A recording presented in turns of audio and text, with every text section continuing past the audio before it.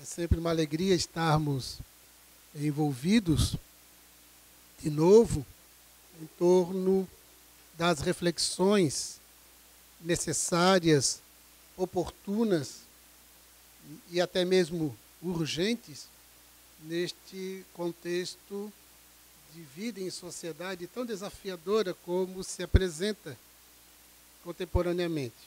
Sempre nessa perspectiva de vir a ser, essa perspectiva de movimento na direção de transformação, de renovação. Porque essa é o cerne da proposta espírita, de movimento na direção de transformar, de melhorar, de renovar. E quando nós trabalhamos algumas reflexões focando essa perspectiva de educação do homem integral, do ser integral, à luz da doutrina espírita, ganham uma dimensão ideal, a dimensão exata, porque a expressão educação do homem integral, ela não é nova, nem é propriedade nossa. Ela já vem sendo trabalhada e ao longo do tempo, desde as culturas espiritualistas, há uma tradição nesta concepção, até mesmo no âmbito da psicologia tratada essa ideia, mas a gente há de observar, de concluir, que todas essas propostas, elas têm um limite.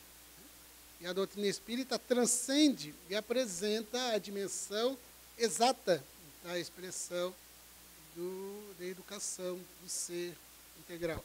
É a dimensão exata, porque a visão que a doutrina nos proporciona sobre nós, sobre o indivíduo, é uma perspectiva do espírito. Do espírito. E do espírito como cidadão cósmico, que um dia teve um começo, um dia fora criado, mas não tem fim. Então, neste longo processo de viver a vida que é uma só, porquanto é a vida do espírito, ele tem uma única vida que é trabalhada, que é executada ao longo de sucessivas reencarnações, ora na dimensão corporal, ora na dimensão que nós chamamos da dimensão espiritual, até que um dia não precise mais da dimensão corporal. Então, nessa perspectiva transcendente e cósmica do ser, quando falamos de educação integral, dá mais sentido com a doutrina. E Joana de Ângeles, ela tem a oportunidade de nos apresentar Jesus como esse protótipo nesta nossa grande jornada de desenvolvimento, de educação, de formação, apresenta Jesus como protótipo do homem integral. Porque Jesus, ele ultrapassou todos os limites do conhecimento humano, todas as possibilidades humanas. E esse é o nosso grande fanal, esse é o nosso grande ideal, razão pela qual, no item 625 do Livro dos Espíritos, ele é colocado como nosso guia e modelo. Guia porque apresenta o caminho. Ele já venceu todos os desafios. Então, ele sabe exatamente qual o caminho a ser percorrido. E nos ensina qual é a meta adequada, ideal. E modelo porque ele é a nossa medida. É a nossa medida de educação.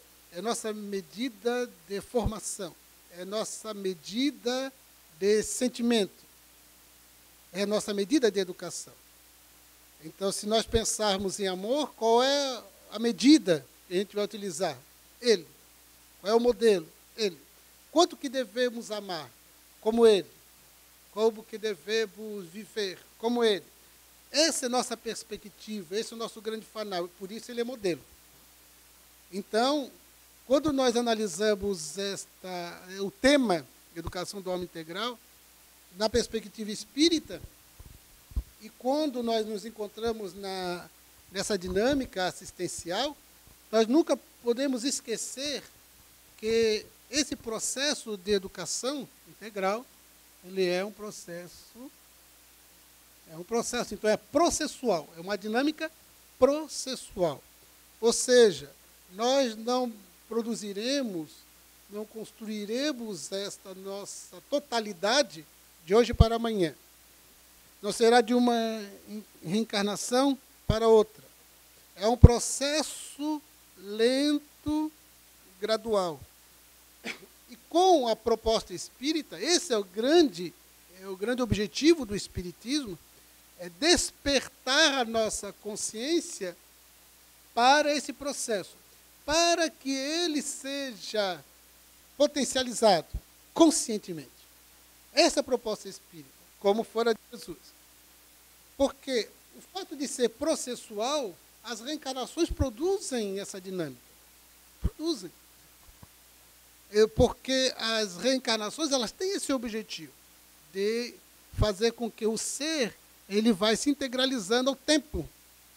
Mas esse tempo, como dizem os espíritos, em certo momento no livro dos espíritos, as eternidades são mais longas. Veja as expressões que eles utilizam. As eternidades, uso no plural, as eternidades são mais longas. Por quê? Porque essa lentidão, essa demora nesse processo, pode chegar a uma situação bastante complexa. Por quê? Porque nós somos dotados de livre arbítrio e de vontade. Nunca vamos esquecer da nossa dinâmica no trato com as pessoas, seja onde for, na atividade de grupo de estudos, numa atividade assistencial, numa atividade mediúnica, essa condição nossa de que somos espíritos dotados de livre-arbítrio e de vontade. O manejo, a articulação dessas duas faculdades, dessas prerrogativas que são próprias do ser, elas são estimuladas por Jesus, são estimuladas pela doutrina, mas também tem outros estímulos. Tem o estímulo da preguiça, o estímulo da devassidão, tem o estímulo materialista, tem o estímulo hedonista, há outros estímulos. Por causa de todos esses estímulos, essa pluralidade de estímulos, foi que Jesus veio em certo momento, também outros tantos missionários, e a doutrina está presente, para gerar um estímulo específico para despertar a nossa consciência para que livre-arbítrio e vontade sejam manejados, articulados, mobilizados de forma consciente nesse processo de nossa formação, de nossa autoeducação. Então, quando nós vamos lidar com as pessoas, nós precisamos entender que é processual. Não é um processo que nós vamos impor, não é uma realidade que nós vamos exigir da pessoa, porque nós vamos estar sempre respeitando livre-arbítrio e vontade. Nós vamos estar sempre respeitando a autonomia das pessoas nesta articulação do livre-arbítrio e vontade. Essa autonomia vai ser preservada, essa autonomia vai ser respeitada. Agora, os nossos estímulos estarão sendo projetados na direção dele. Ou a doutrina permanece projetando os estímulos na nossa direção. E nós estamos aqui, mobilizando vontade e livre-arbítrio, estamos aqui com autonomia. O que nos mobiliza, talvez o que me mobiliza seja diferente para a Regina, para a Luana. O que me mobiliza estar aqui? Quais são os móveis intrínsecos, subjetivos de cada um? Eu posso estar aqui apenas movido pelo ego. Pelo ego. Posso estar movido por vários interesses, outros, não necessariamente aqueles propostos pelo Cristo, pelo trabalho que aqui está se desenvolvendo. Por quê? Porque eu sou um ser autônomo, tenho a minha singularidade, tenho a minha subjetividade. Então, é uma questão particular. Nós vamos estar lidando com pessoas no grupo de estudos assim, vamos, numa plateia, numa palestra, entender estas dinâmicas reais. Na assistência social, os nossos clientes, aqueles que vão receber a nossa ação, que nós classificamos como benfeitora, benemerente, outros utilizam a expressão caridade, outro assistência social, outro filantropia, não importa a denominação. Mas esses irmãos que vão receber esta ação, também eles têm a singularidade, eles têm a sua subjetividade, e têm interesses que os movimentam, que os mobilizam, vontade de livre-arbítrio manejados.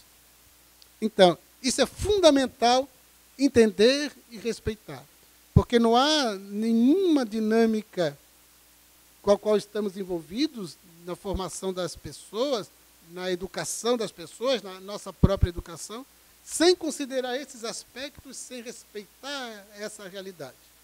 Senão nós seremos aqueles que adotaremos uma postura vertical, de cima para baixo. Impõe, é assim. Quando o nosso trabalho deve ser para ter o cunho de verdadeira educação, ser na horizontal. Nós temos que horizontalizar essa dinâmica.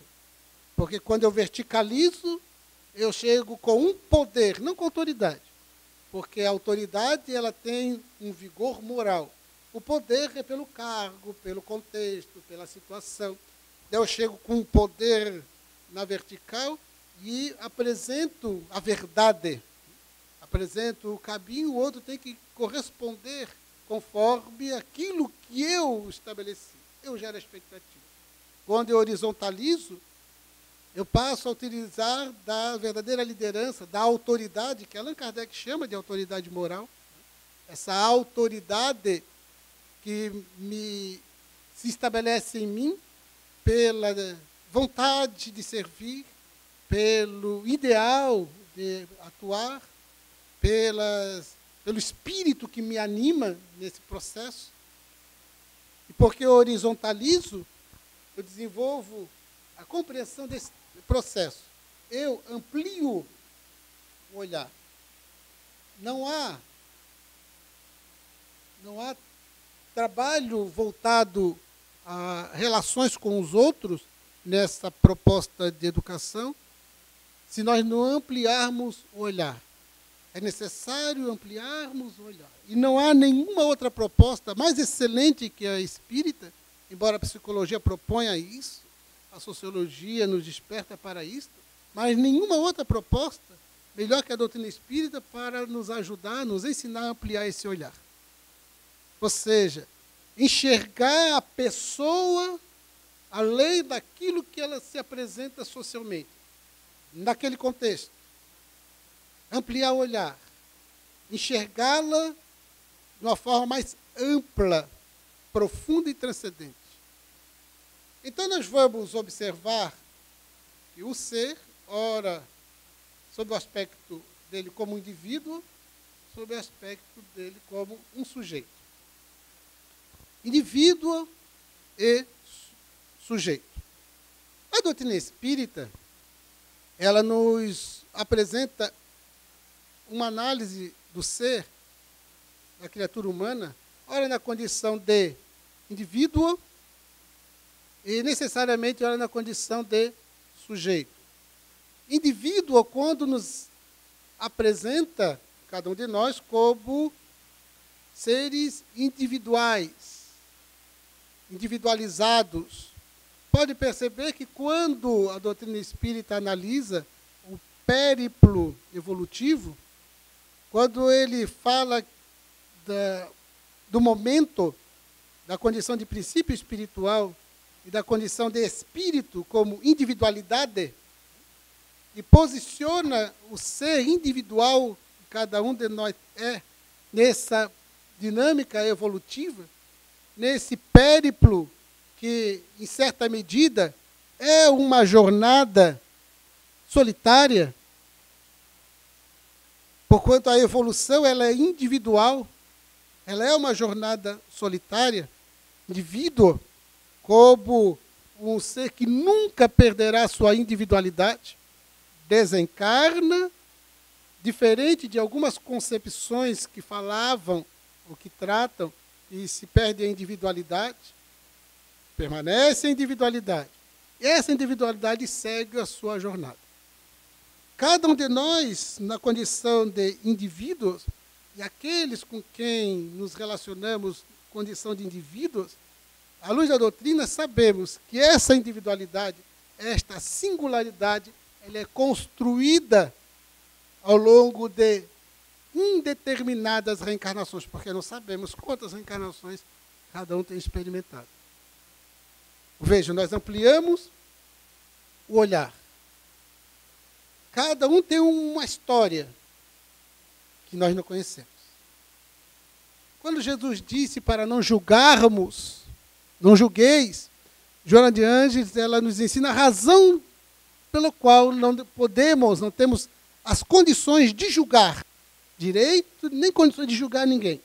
Ela diz, sabe quando poderíamos julgar alguém? Nós poderemos julgar alguém quando, ou se soubéssemos, todas as suas histórias reencarnatórias. Todas.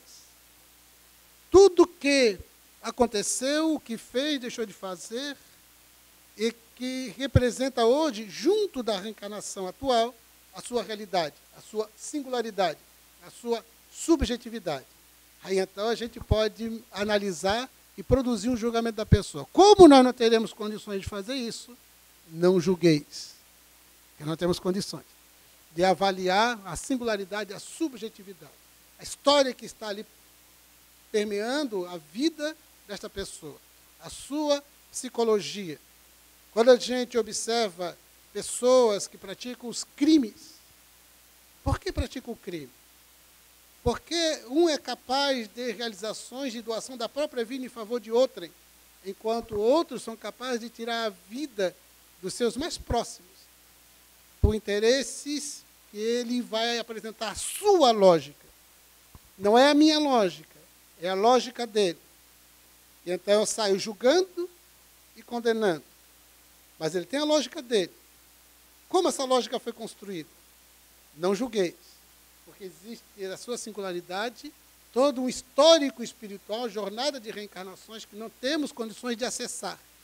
Mas com conhecimento espírita nós podemos ampliar esse olhar para compreender, para aceitar. Por isso que se propõe muito, aceite a pessoa como ela é. Por causa disso. Porque eu não consigo acessar a singularidade, a subjetividade, toda a sua história do passado e a atual.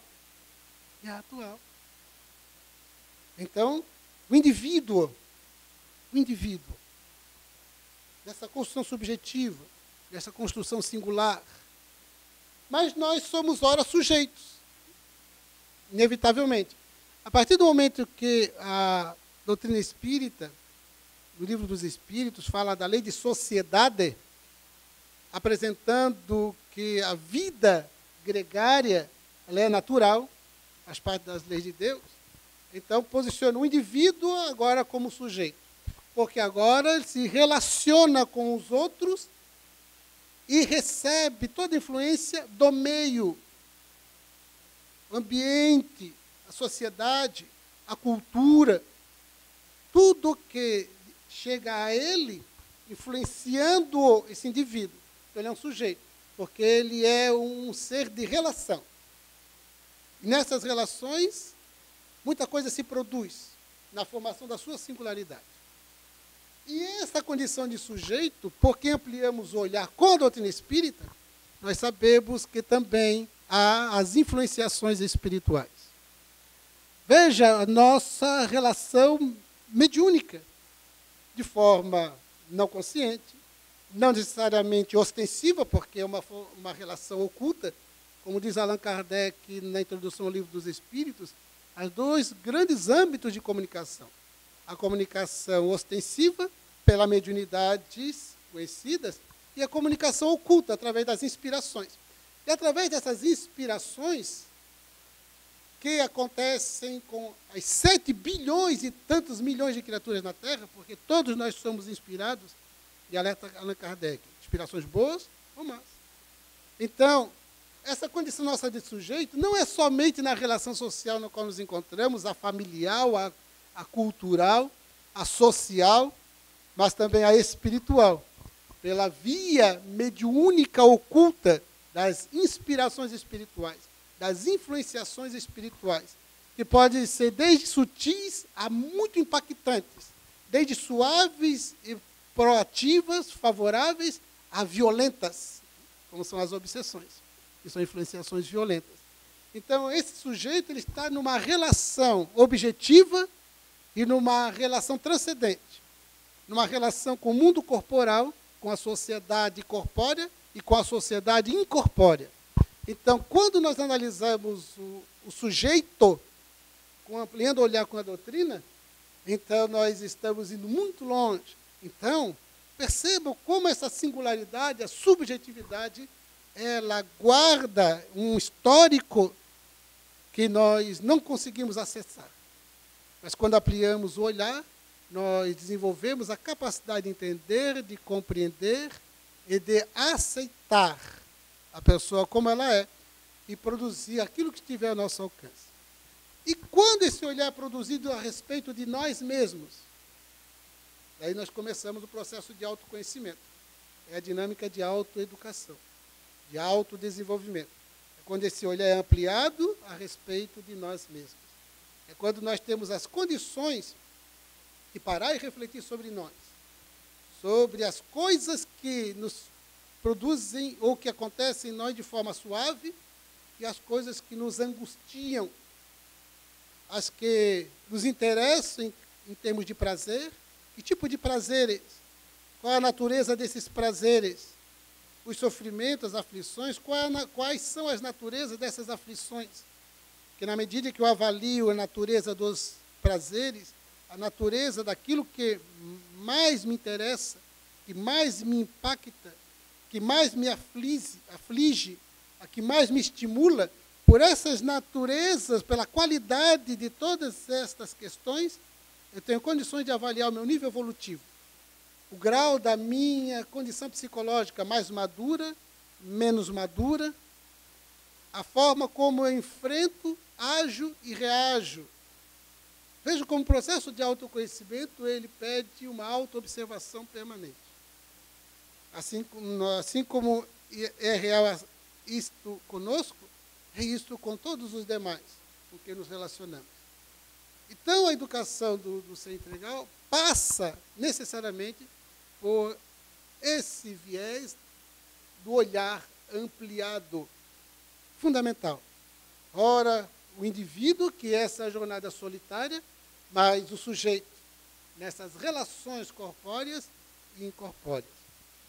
Quando, então, nós temos as condições de lidar com as pessoas da forma como Jesus propôs. Fazer a outrem o que querias que ele vos fizesse. É essa dinâmica tranquila que parte da compreensão. Quando nós ampliamos o olhar, seja qual for a atividade que nós desempenhamos na casa espírita, profissionalmente, nós temos a condição de melhor colaborar com o indivíduo e puxar por ele. Educação é puxar pela pessoa.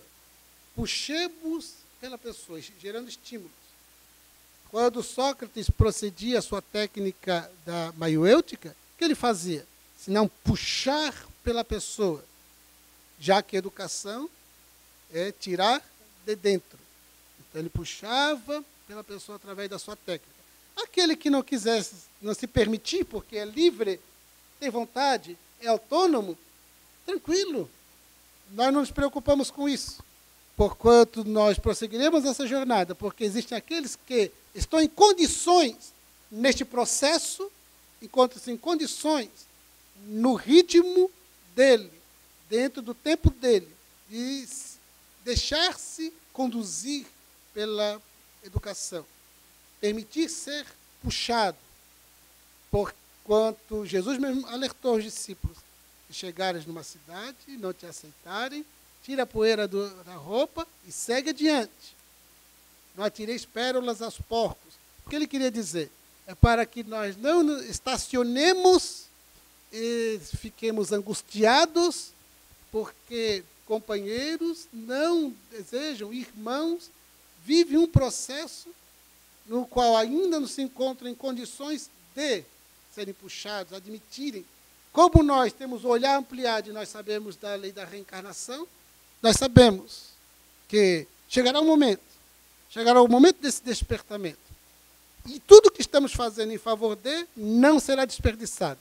São sementes jogadas no terreno que ainda se manifesta árido. Mas chegará o momento que essas sementes, elas florescerão no futuro. E Deus tem as suas técnicas para trabalhar isso ao longo das reencarnações.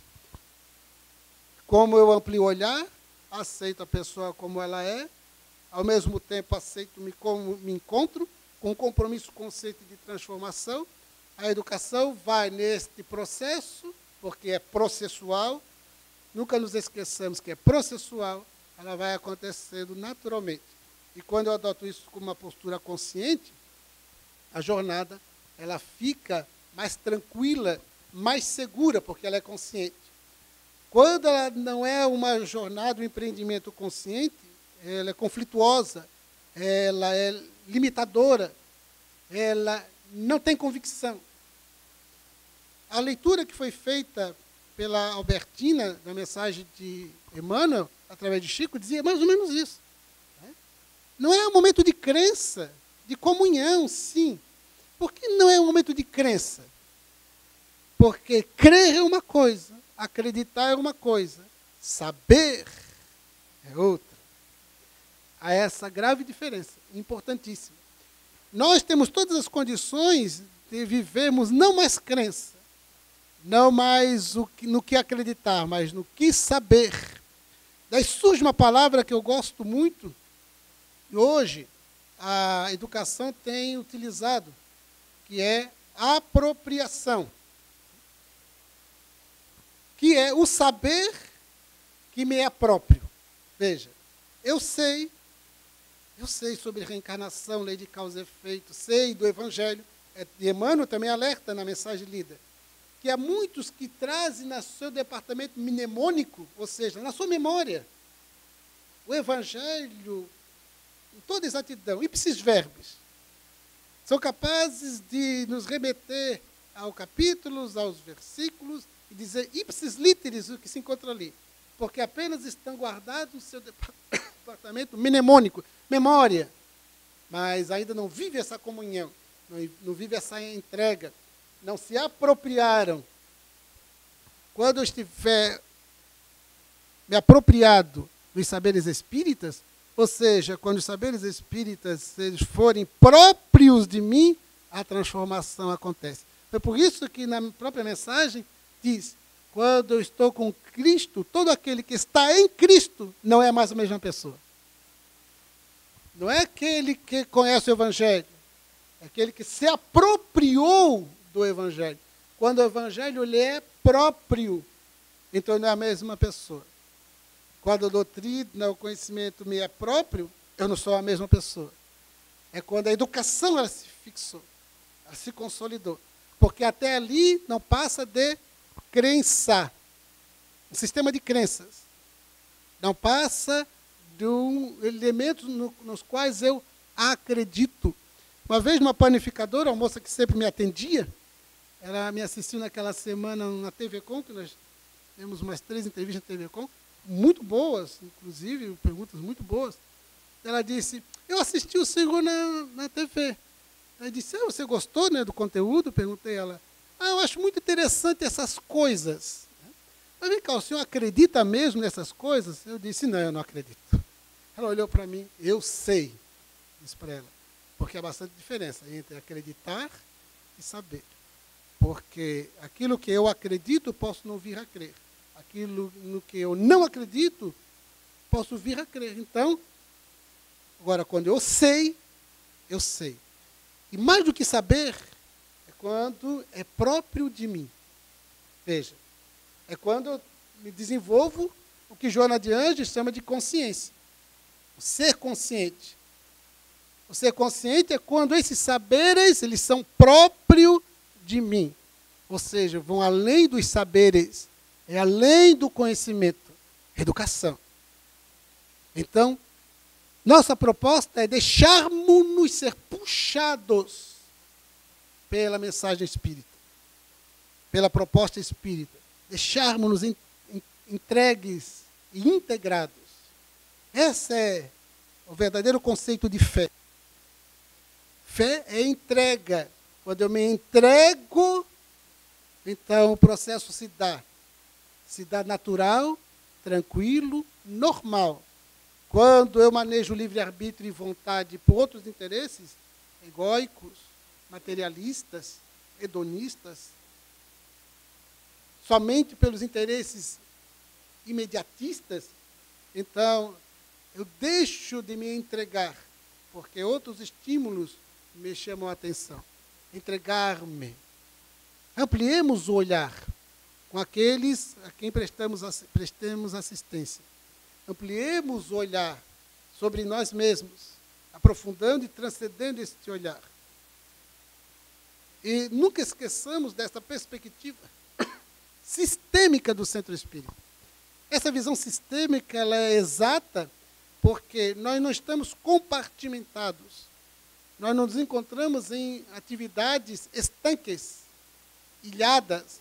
Há uma conexão com todos os departamentos humanos, imediatos, dentro de um protocolo, mas interligados com a espiritualidade. E a ideia é que seja com a espiritualidade benfeitora, porque, como diz Allan Kardec, não basta ter lá na fachada centro espírita para definir qualidade. O que é essencial é que seja realmente um centro espírita. Bezerra de Menezes diz que quando surge um centro espírita na Terra, da perspectiva da espiritualidade, é um ponto de luz que se acende, mas essa luz pode se apagar, conforme a dinâmica que nós operamos. Ampliemos o olhar. A educação ela começa por essa ampliação do olhar, esse aprofundamento, essa transcendência do olhar que o Espiritismo nos proporciona, para que nós possamos atender as pessoas dentro da perspectiva da equidade. É fundamental nós considerarmos a equidade. Tem se tratado pouco da equidade. Fala-se de justiça. E o que é realmente justiça? Allan Kardec pergunta aos espíritos, no livro dos Espíritos, e eles respondem que justiça é dar a cada um que lhe é de direito. Equidade. Como eu posso ser aquele que pratica a verdadeira equidade? Quando eu considero a singularidade, a subjetividade, a autonomia, a história desta pessoa. A justiça na Terra, ela é equânime? Não é. O direito penal pratica equidade? Não pratica. Não pratica. Não pratica equidade. As variadas atividades assistenciais se praticam, sociais, políticas públicas voltadas, ela pratica equidade? Ainda não. Mas é um fanal que devemos perseguir. Nós, com a ampliação do olhar na perspectiva espírita, temos essa condição de praticar a equidade. Hoje, porque vivemos uma sociedade medicalizada, e todo mundo quer se medicar para resolver todas as suas questões, e com facilidade a indústria farmacêutica produz remédios para tudo. A revista Isto É publicou ainda no mês passado, matéria de capa, a cura do amor. Ou seja, neurocientistas no Canadá, na Inglaterra, propõem produção de medicamentos, de drogas, para que o indivíduo que se desiludiu amorosamente, ele não sofra. Então, usa medicamento e ele, então, não sofre mais com o amor frustrado.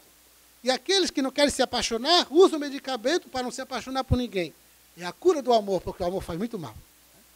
Não podemos mais passar por nenhuma experiência de frustração, de decepção, nenhuma tristeza. A ideia é que o indivíduo não passe por tristeza nenhuma, frustração nenhuma, decepção nenhuma. O que significa dizer que a gente não vai viver o processo de amadurecimento. O processo de desenvolvimento requer embates, pelejas, dificuldades, tristezas, sofrimentos, para que nós um dia então nos tornemos plenos.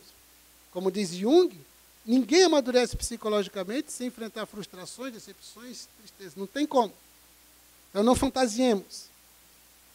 No nosso processo de educação e de formação da humanidade, de construção de uma sociedade nova, de mudança de um modelo social, passa pela ampliação do olhar, passa pela equidade, pelo respeito à autonomia, singularidade.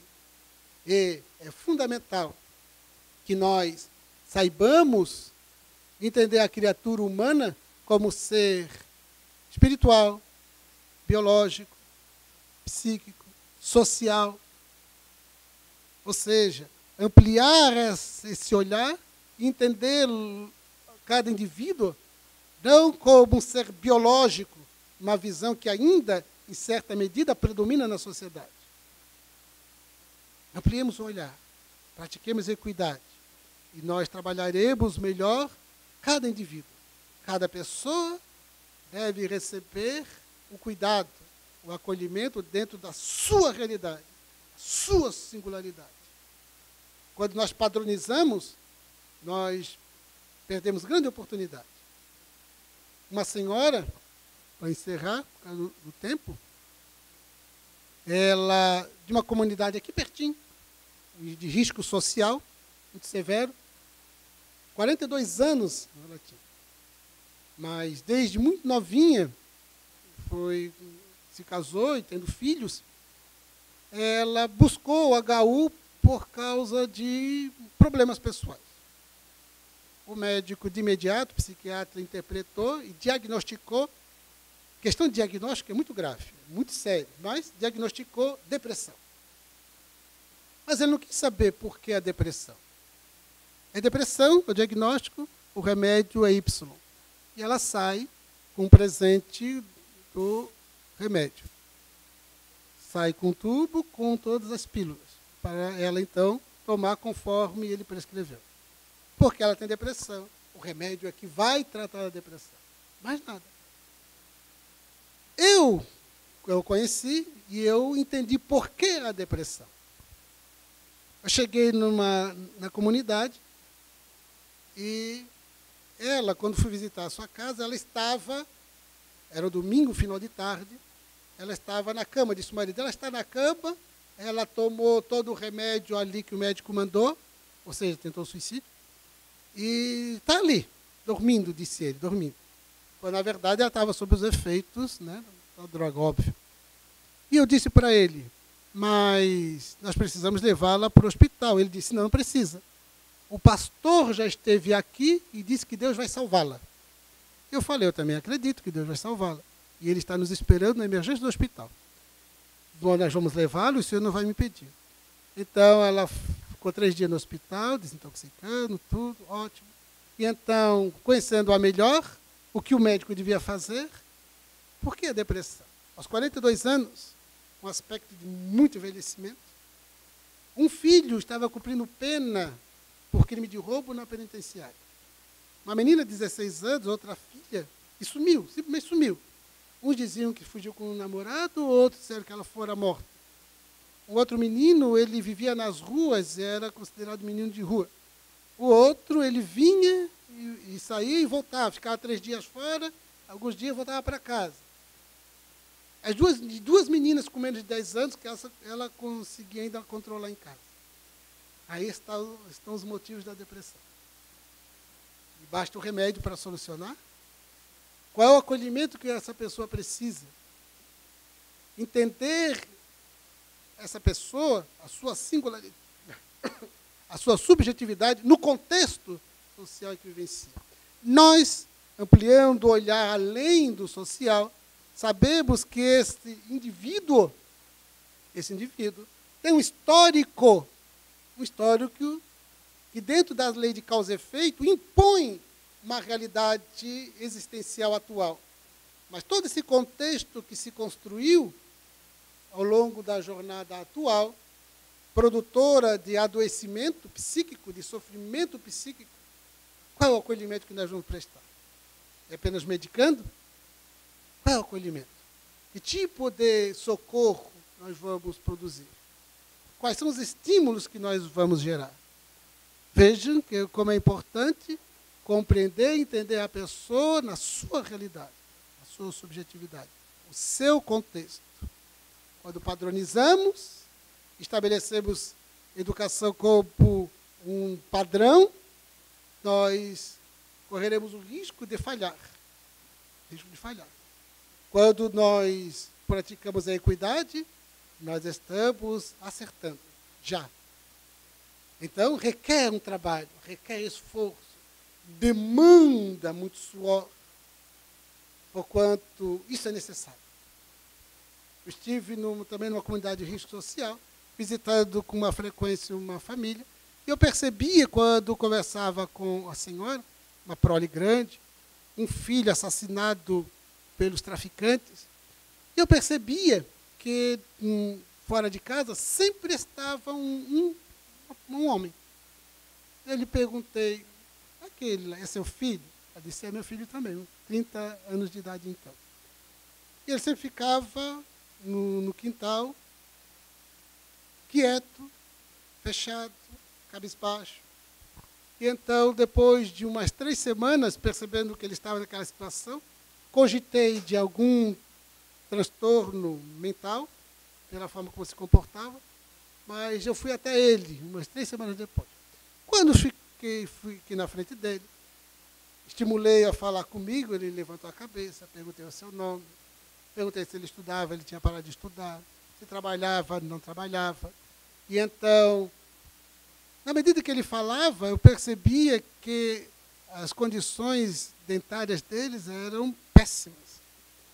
E então, imediatamente, eu considerei a hipótese de problema de autoestima, que ele estava com a sua autoestima afetada, ele estava em sofrimento e não tinha estímulos para estudar, para buscar um trabalho, para interagir com a sociedade.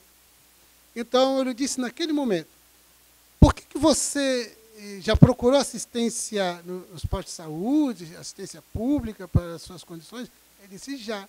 Ele explicou as dificuldades, que eles não têm atendimento, ou o que ele precisava, eles não prestariam e tal. Eu disse, bem, eu vou sair daqui. Eu tenho uma proposta para ti, porque eu vou e continuo a minha jornada. A minha vida segue, eu disse para ele. Sigo, vou adiante, não paro. Agora, se você quiser acompanhar, acho que nós podemos te ajudar. Tu aceitarias uma ajuda? Puxar pela pessoa, puxar. Entendendo a sua demanda, a sua realidade, o seu sofrimento. O seu sofrimento. Então, puxar por ele. O que ele precisava de imediato? Era ajustar a boca. Eu disse, vou ligar para uma amiga dentista agora, e ela vai te atender, porque ela é generosa, toda demanda que eu passo para ela, ela atende. E você vai lá nela, eu não vou te levar. Vou te passar o endereço, é bem fácil, é no centro da cidade, de Floripa. Você vai? Vou. Eu liguei para ela na hora, expliquei-lhe o caso, ela disse, Gerson, manda para cá. Ela disse o dia, o horário, e eu passei para ele, ó, o endereço é bem fácil, expliquei direitinho, você vai. Eu não vou te levar, porque eu continuo indo. Vou seguindo. E ele foi. Foi quase 2 anos de tratamento. E renovou a boca dele. Por causa disso, ele voltou a estudar, o supletivo, conseguiu um emprego, arrumou namorada, se casou. Hoje o menino está com 6 anos de idade. E ele e a esposa trabalham. Permanece nas condições, no bairro modesto. A habitação simples, mas ele conquistou dignidade. Dentro da sua realidade, dentro do que lhe é possível neste processo das suas condições evolutivas, das suas condições culturais, das suas possibilidades intelectuais, dentro dessa dinâmica incoercível e irremediável de lei de causa e efeito, ele vive hoje uma autonomia que está dentro das suas possibilidades. Isso é essencial. Então, hoje, com família constituída, ele se encontra, fala-me, porque até hoje a gente se relaciona, ele se encontra feliz. Que não é a felicidade daquele que deseja o cargo público, que está fazendo concurso para um cargo público de maior envergadura social, de maiores possibilidades financeiras, dentro da sua realidade, dentro da sua singularidade, da sua subjetividade, dentro da sua realidade evolutiva, aquilo ali é o melhor para ele neste momento. Excelente. Excelente. Então, puxar pelo indivíduo, porque ele pode também não querer ser puxado. Nenhum problema, é livre. E Deus terá as suas técnicas que resolverão isso ao longo do tempo. Tem reencarnações de sobra para isso. Mas no momento, há aqueles que querem ser puxados, nós puxaremos. Mas é fundamental entender, compreender aquela realidade, aquela singularidade.